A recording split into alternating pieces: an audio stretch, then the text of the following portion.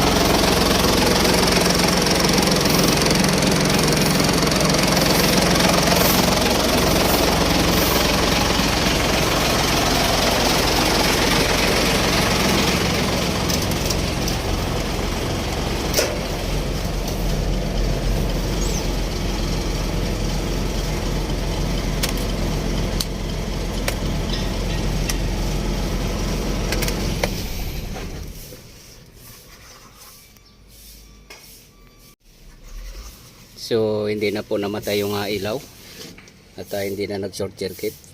At liban po doon ay inobserbahan ko din po yung fuse na nakadesignate. So hindi na po siya mainit, hindi na siya,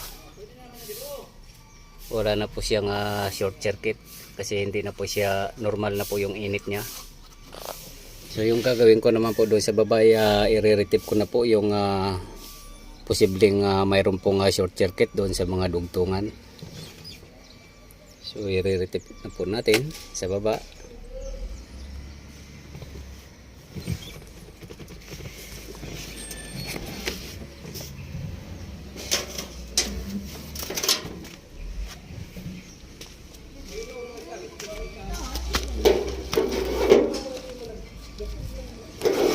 Dito po nakita ko yung may kumisa po dito at saka sabay naputol yung fuse.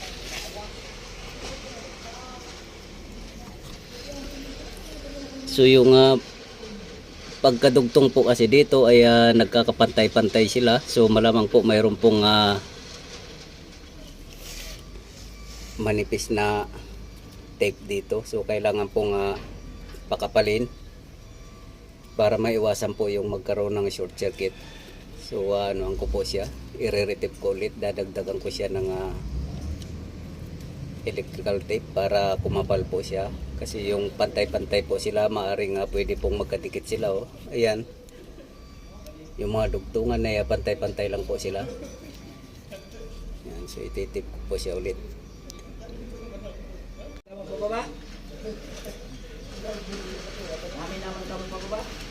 So ayan na po, na-retrieve ko na yung mga dugtungan.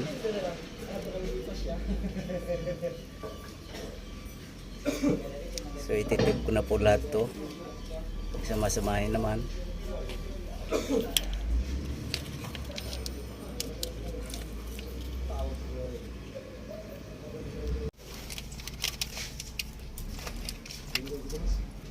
So ito na po, na-retrieve ko na.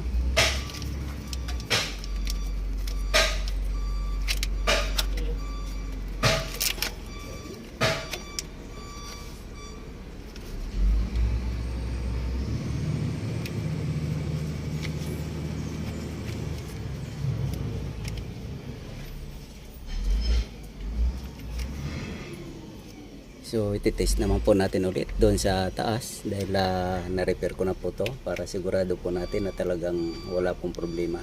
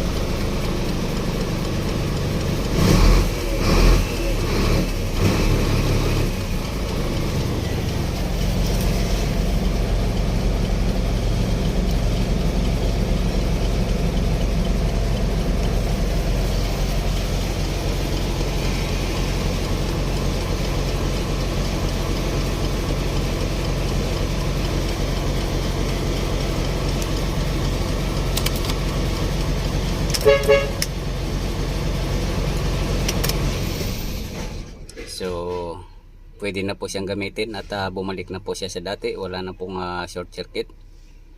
So na actual test na rin po natin.